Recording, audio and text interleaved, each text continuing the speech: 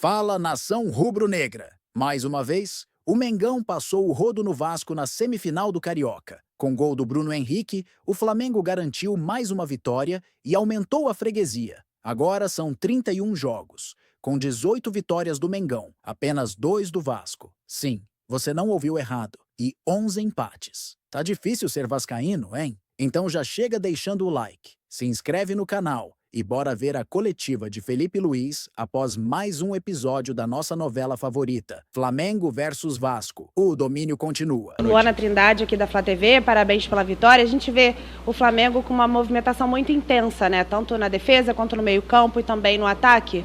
E quando a bola chega num jogador decisivo, como o Bruno Henrique, é fatal. Sei que você prefere falar sobre o coletivo, mas queria que você destacasse um pouquinho essa qualidade do Bruno Henrique, né? De ser decisivo. Como é ter um Bruno Henrique no ataque? Qual a importância desse jogador para você? Qual é a importância do Bruno Henrique para o Flamengo? É um jogador que chegou sem falar muito e continua sem falar muito e fala somente no campo, com números, com títulos, com gols, com sacrifício pelos companheiros, sacrifício pela equipe, joga em qualquer posição que você coloca ele. E clássico, os grandes jogadores aparecem, né? Os jogos mais difíceis é onde se vê os melhores e os grandes jogadores, e o Bruno é um deles. Então, para mim, eu que fui companheiro dele, fácil falar, mas a história, ela está aí, diante dos nossos olhos, e é um prazer acompanhar de perto um jogador que continua fazendo história, independente aonde joga, com a idade que joga, quanto joga. Ele é muito especial. Felipe. Oi. Felipe, Letícia Marques do GE. Foi um jogo muito diferente em relação ao último clássico, né, entre as equipes, então foi um jogo muito diferente do primeiro para o segundo tempo. Queria que você pudesse falar com essa conversa no vestiário para o Flamengo voltar com uma mudança de postura e até de intensidade na segunda, por favor. Não, o problema são as expectativas, né, que se geram e se criam, e todo mundo espera que o Flamengo vai para o campo artificial e vai performar da mesma forma que performa sempre, que vai ser sempre 5-0, e isso aqui não condiz com a realidade, né, do futebol de alto rendimento. A elite do futebol não é verdade, não é assim. O raro e o estranho do futebol é o que aconteceu no primeiro tempo do Maracanã, né, o Flamengo tão superior. Então nós temos que entender que no Vasco joga Coutinho, e joga Vegete, jogadores grandes, e que também jogam, e que também pressionam, e que também sabem não perder a bola e nos colocam em dificuldades. Então as expectativas é sempre de fora, mas nunca afeta dentro, e isso o meu grupo de jogadores sabe muito bem. Continuam com ambição e com humildade para poder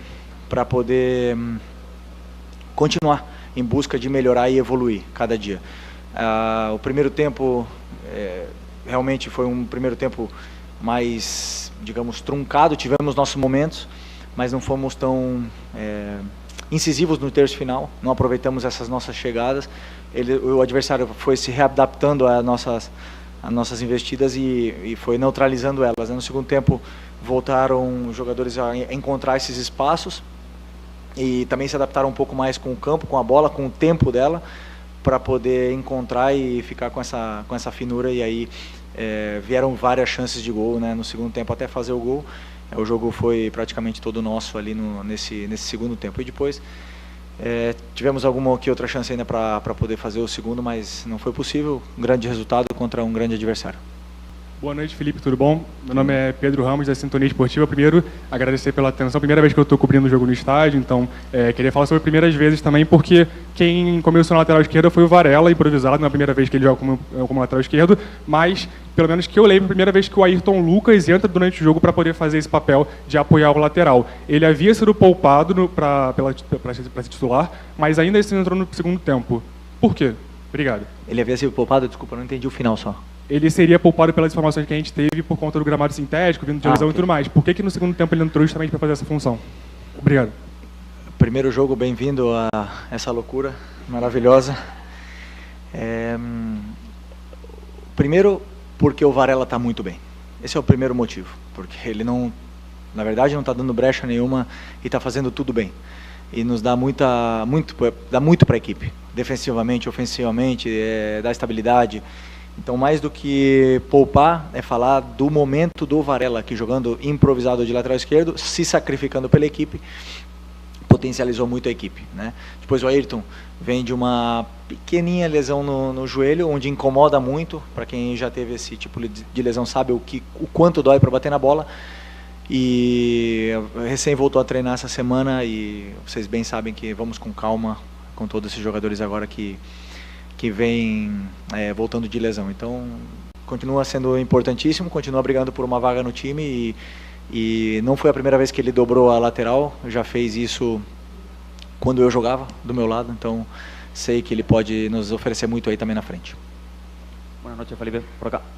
¿Qué tal? Te quería preguntar por Eric Pulgar dos cosas. Primero, tu evaluación del partido de hoy por parte de Eric. Y segundo, cuando él juega con Everton Araujo, van alternando en la posición. Hoy le tocó ser un poco más un volante más protector de Gerson y de Georgian. Cuando le toca jugar así, ¿le pides cosas diferentes o la instrucción es la misma? ¿En portugués? ¿En español? Ok. Eric es un jugadorazo. Yo creo que si Eric fuese brasileño, estaría en la selección, titular de la selección brasileña. Eso es mi pensamiento. No hay muchos Erics en el mundo hoy, si lo buscas. Es un jugador importantísimo y no cambió nada. Las consignas que le pasé a Eric y Gerson son las mismas que les paso a Eric y a Everton Araújo, o Alan y a Everton Araújo, o Nico también. ¿Qué pasa? Que Gerson tiene una cara más alto que bajo, entonces le tocó mucho a Eric estar un poco más de apoyo, pero es un jugador que lee muy bien el juego y nos da mucho juego al equipo. Okay. Felipe, boa noite, parabéns pela vitória. Gabriel Reis, Revista Placar. Eu tenho algumas dúvidas, não vou conseguir perguntar todas. A primeira, você falou semana passada sobre estádios vazios. E para que lutar tanto para trazer um jogo para um estádio vazio, onde eu tenho pessoas de Cuiabá que queriam ver o jogo no Maracanã, vieram para o Carnaval, queriam ver o jogo no Maracanã, mas não quiseram vir para o Engenhão. A outra coisa, para que molhar, isso eu desconheço, estou falando que eu não sei, eu não trabalho nessa parte de preparação de campo, talvez você saiba responder, para que molhar tanto antes e no intervalo um campo de borracha?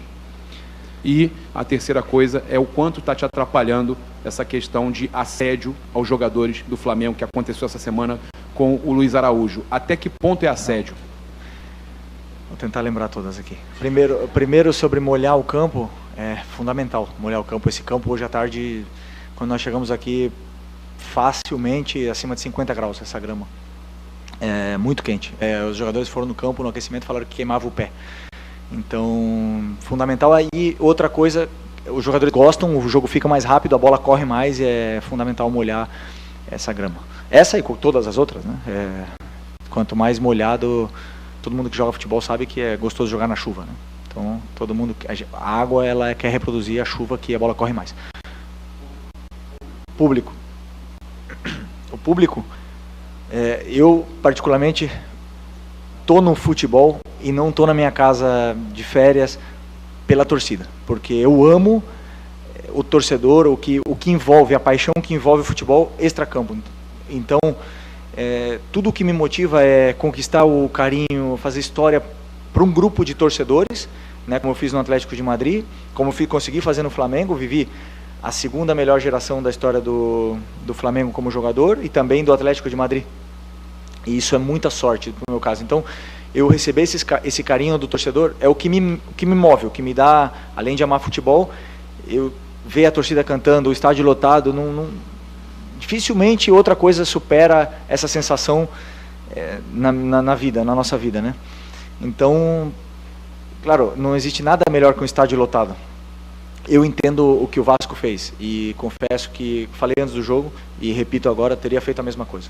Sim, tirado o Flamengo do Maracanã, a não ser que pudesse colocar toda a torcida do Vasco no Maracanã. Não sei, acho que pelo regulamento não se pode fazer isso. Mas eu entendo o que eles fizeram. Se eu tivesse no lugar deles, talvez também teria pensado em fazer a mesma coisa. Mas pra gente foi bom, porque tirou a gente, como eu falei antes do jogo também, né, o Bernardinho fala, os campeões do desconforto, nos tirou do conforto, nos deu um desafio maior, nos preparou mais para o que vem, para o que virá durante o ano, né?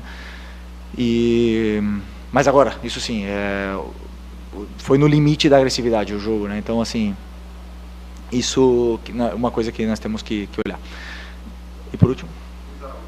Do Luiz Araújo. Normal, grandes jogadores sempre vão ser assediados. Então, grandes jogadores sempre vão ser assediados, é normal.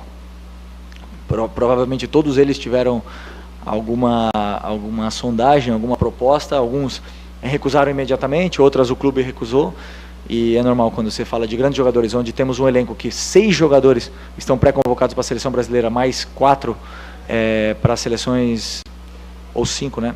Não, 4, né? 1, 2, 3, 5 jogadores para seleções internacionais.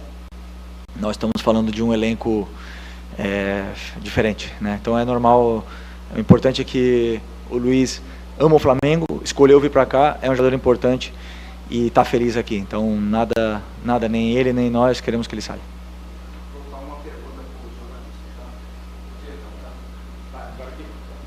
Boa noite, Felipe. Léo José do Coluna do Fla.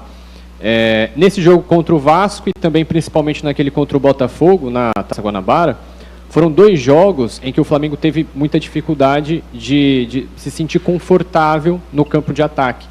E essa vai ser a tônica de boa parte do Flamengo contra alguns times que não conseguem se equiparar tecnicamente com o Flamengo. Então, como que agora, depois de boa parte do campeonato já passado, como que você planeja, organiza o restante da temporada para o Flamengo lidar contra esses times que vão jogar de uma forma mais defensiva, vão tentar ali apelar um pouquinho mais para a violência? Como que você trabalha isso no vestiário? Não, os jogadores estão acostumados, né? Acostumados com essas adversidades, com essas dificuldades que os adversários nos colocarão e que nos colocaram, né? Então é uma coisa natural que, eu repito, né? Sempre é mais fácil destruir que construir. Então quem joga com a bola sempre tem tem que estar fino, tem que estar fresco de ideias, tem que ter uma criatividade, e grande parte dessas soluções passa pelo treinador, onde eu tento que eles possam entender onde estão os espaços do campo. Mas claro que vai ter adversários que vão defender com linha de 5, outros com linha de 4, outros com 3 no meio, outros com 5, com 5, linha 4, 5, 1, sei lá, não sei. Vão acontecer muitas formas diferentes, e aí entra o treinador para fazer um plano de jogo para que esses jogadores se adaptem dentro do que o momento do jogo e encontrem os espaços. Agora, claro, como eu falei para vocês, o adversário também joga. Você tem grandes jogadores do outro lado do time do Vasco. Esse time é subestimado, teve muitas críticas, mas eu vejo o meio-campo que o Vasco entrou hoje, um meio-campo excelente, e tem jogadores que, claro, que nos vão gerar dificuldade para poder entrar. Agora, confio muito nos meus jogadores, e souberam competir, souberam passar por os momentos, pelas fases do jogo, e aproveitamos a nossa chance para fazer o gol e aí sacramentar a vitória, que não é fácil, ganhar e continuar ganhando. Eu valorizo muito. Desculpa. Perdão. Felipe, boa noite. Gabriel Alves aqui da Sintonia Esportiva. O Flamengo só levou um gol, né, desde que o time já estreou na temporada, né? A solidez defensiva tem sido uma questão dessa temporada. Eu queria saber como você vem trabalhando o sistema defensivo, né, com o Danilo e Alexandro, né, tendo descansados, poupa essa carga, minutagem do começo do jogo. Então, eu queria saber de você, um gol, né, sistema defensivo bem sólido, como você vem trabalhando esse sistema do Flamengo. Ok. Eu dou muito valor para a fase defensiva. E a fase defensiva não são os zagueiros e os laterais. A fase defensiva é toda a equipe. E toda a equipe, ela entendeu o modelo de jogo de ataque, mas também de defesa. Então, todos eles participam, todos eles são importantes, têm funções defensivas dentro do campo, por isso que eu falo, quando eles trocam de posições, eles têm que saber o que o outro faz, porque a fase defensiva, ela é tão importante como a fase ofensiva. Por mais que eu seja um treinador que seja fissurado por atacar e que quero que meu time ataque, a fase defensiva é fundamental. E o time vem entendendo muito bem a ideia, né, que é uma ideia, como vocês bem sabem, que é uma ideia muito arriscada, mas eles entendem e aceitam o risco e vêm praticando de uma forma muito boa. Poderíamos ter sofrido gol hoje e nos outros jogos, como eu falei para vocês, em algum momento, claro que nós vamos, esse risco que a gente corre, ele vai nós vamos sofrer gols, mas é a minha forma, que eu escolho que meu time jogue. Então, é mais ou menos assim, eu escolho a forma que eu quero, se um dia for perder, que seja desse jeito, entendeu? Propondo, sendo impositivo, pressionando o adversário. Então, os gols, está claro que, enquanto o nosso time continuar defendendo muito bem, vão ser menos, mas que a longo prazo, claro que, para mim, a fase defensiva tem o mesmo peso que a ofensiva. Boa noite, Felipe. Aqui, Sidão Marinho da Litoral News. O jogo começou muito quente, né? Vários embates na parte do campo. E na saída do gramado, o Verratti, centroavante do Vasco, disse que 2 pontos decidiram o jogo. Uma sorte do Bruno Henrique, ele chamou de sorte a finalização, e a não expulsão do Wesley. Queria a sua visão sobre esses 2 lances e se essa fala pode influenciar em alguma coisa no jogo da volta. Obrigado. Não, absolutamente nada. Eu não vi, sinceramente, o lance do Wesley. Onde eu estava, eu vi que ele toca na bola primeiro, né? Então, vocês estão para julgar melhor do que eu. Da onde eu estava, sinceramente, não me pareceu nem falta, mas pelo que ele tinha na perna, pode ser que o Wesley tenha batido nele. Se vai influenciar ou não, claro que não, porque nenhum juiz entra no campo influenciado porque um atacante de um dos times falou alguma coisa. Todos os juízes eles entram para não errar e não serem protagonistas do jogo. Essa é a visão. E a outra? Sorte. Não é sorte. Trabalha muito. Muito. O Bruno trabalha muito. Pessoal. Muito. Nada é por acaso. Felipe, aqui. Boa noite, parabéns pela vitória, por mais uma vitória. Você tem feito a rodagem do elenco nesse início de temporada. No entanto, um jogador em específico que é, na minha visão, importantíssimo, um dos jogadores mais importantes, aquele que é acima da média, tem jogado menos nesse período. Não por esse corte no pé que aconteceu recentemente, mas num todo. O que acontece com o Nico Dela Cruz? Ele teve algum problema físico nesse início de temporada? Vocês estão preparando ele para o momento certo? Enfim, tem alguma coisa envolvendo o porquê o Nico Dela Cruz jogou menos do que os outros jogadores nesse início? Teve um corte no pé. Com um corte no pé, ele não conseguia vestir chuteira e nem o tênis. Se um jogador não consegue colocar um tênis ou colocar uma chuteira, ele não pode correr. Se ele não corre, ele descondiciona.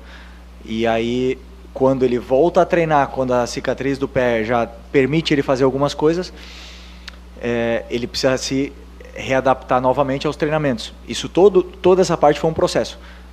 Nada. Agora, não, como eu falei para vocês, o campo artificial, existem alguns jogadores que precisam de certos cuidados com as articulações. O Nico é um deles. Se o Nico hoje nesse campo artificial não fosse artificial, o Nico jogaria. Mas como foi artificial, eu não coloquei ele. Não ia colocar o Luiz Araújo também, que também teve um problema no joelho, mas precisei colocar ele. Aí tive que deixar ele 60 minutos. Mas não teria colocado também, né? Então, alguns eu posso ir gestionando melhor, outros não.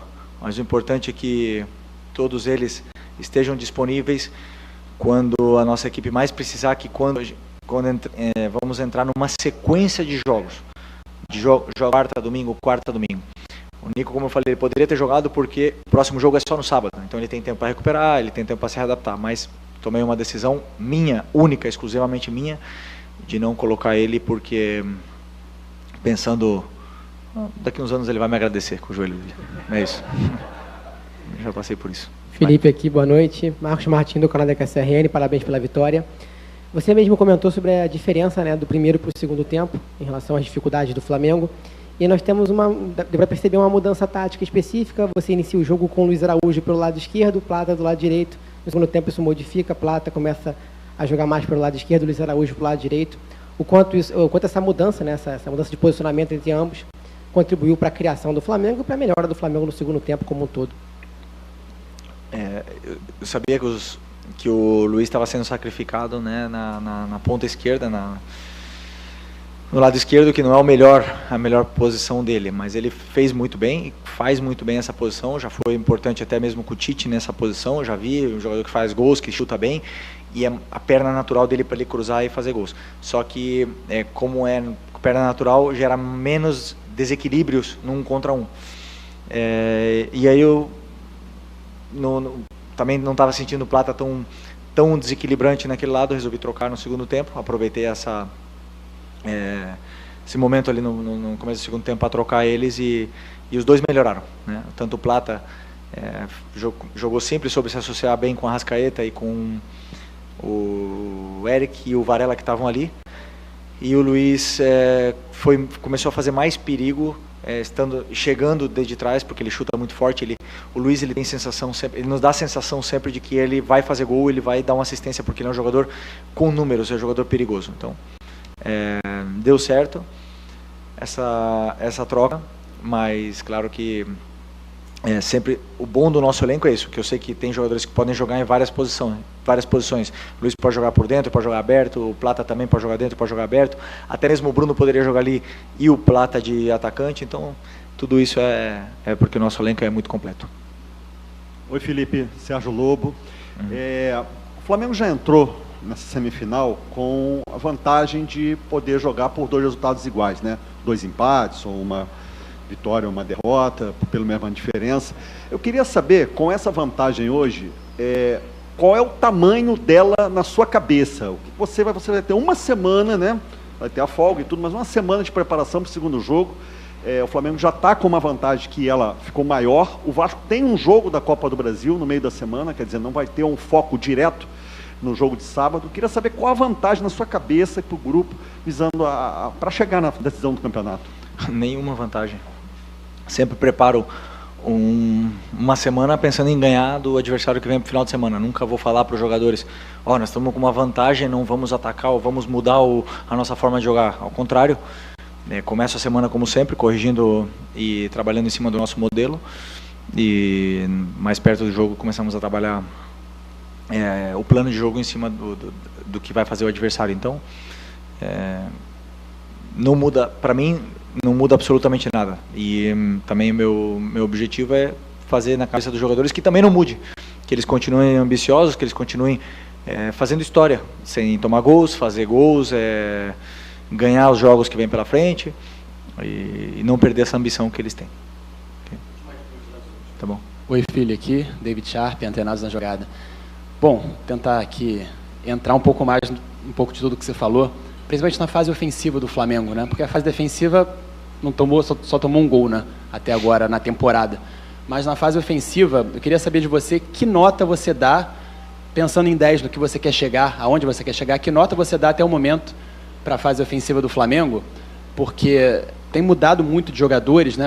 Não tem tido aquele 11, até o Tite gostava de fazer isso, o Sampaoli não, o Sampaoli mudava todos os jogos. Então, baseado nisso, que nota você dá? E sobre o Gerson recuado, né? O Gerson jogou, acho que o segundo jogo seguido que ele joga como segundo volante e não como meia aberto pela direita ali na função dele. As notas quem dão são vocês, né? Eu não dou nota para o ataque, eu avalio rendimento, avalio as posições, se elas estão bem ocupadas, se as funções estão sendo bem executadas, se os jogadores estão fazendo o que eu peço, é isso que eu avalio. E hoje, por exemplo, existe uma pequena mudança, uma leve mudança nos mecanismos de ataque pela velocidade do campo artificial. Quando você toca essa bola, a bola não para, ela sai do campo. Então, os passes, né, muitas vezes seriam passes que poderiam acabar em gol e não acabaram. Nem era isso que tu me perguntou, né? Mas vamos lá. Mas eu avalio o movimento que está sendo feito, eu avalio a relação socioafetiva entre os jogadores, essa química que eles têm e as relações de distância. É isso que eu avalio. A nota deles, tem dias que eles vão estar melhor, tem dias que eles vão estar pior, tem dias que o Luiz Araújo vai acertar um chute na gaveta de 30 metros, tem dias que ele vai chutar a bola para fora, tem dia que o Bruno vai chutar e vão chamar sorte, né? E tem dias que ele vai fazer um gol de cabeça e é assim. Mas são jogadores muito determinantes de ataque, muito determinantes. E ainda tem Pedro, tem Juninho, tem Cebola, tem Michael. Então são jogadores que fazem a diferença, entendeu? Independente de quem jogue. Já jogamos sem o Arrasca, jogamos com o Arrasca, já jogamos com o Gerson de 10, já jogamos o Gerson na meia. Agora, respondendo a tua pergunta sobre o Gerson, pode jogar em todas essas posições. Ele se autodenomina o Coringa do Flamengo e ele pode fazer todas elas e muito bem, né? E função que eu jogo hoje. Eu quis reunir muitos jogadores ofensivos no time para tentar furar essa defesa que defende muito bem, do Vasco, do Carille, e decidi botar o Gerson de volante e botar 4 jogadores de ataque na frente. E com isso eu ajudei o Dorival, que é ali onde ele joga na seleção. Okay. Felipe, boa noite. O Flamengo, no profissional, não tem compromisso no meio de semana, mas o Sub-20 tem, inclusive, jogando nesse momento, não sei se terminou a partida, está goleando o Olímpia. Está 5-1. Você pretende observar também os garotos, né? E vários deles, inclusive, foram campeões com você no Mundial no ano passado. O Flamengo está perseguindo também, com a conquista da Libertadores, essa classificação para o Mundial Interclubes, né? Queria que você falasse a respeito desse pontapé inicial que está sendo muito bem feito pelo Flamengo, com essa goleada sobre o Olímpia, né? E essa missão que eles têm agora nessa competição. Estou feliz porque eu não sabia do resultado, porque eu tirei 2 jogadores, né, dessa lista, que foi o Iago e o Wallace. E vocês viram, e eu fico muito feliz quando eu falo disso, desses meninos, do Wallace, por exemplo, que foi um cara que eu, no Sub-20, caramba, a gente teve muito debate, eu e ele. E ele evoluiu demais, ele cresceu muito, e eu ver ele entrando e dando a vida do jeito que ele deu e ajudando tanto a equipe me realiza, entendeu? Eu tenho muito carinho por esses meninos.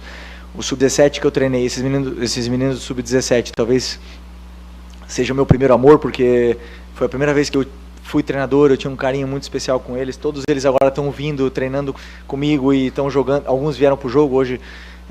O Wanderson e o Lucas vieram para o jogo, o Léo Nanete treina comigo toda semana, então é muito legal tudo isso que eu estou vivendo, né? Com esses meninos que agora vêm subindo.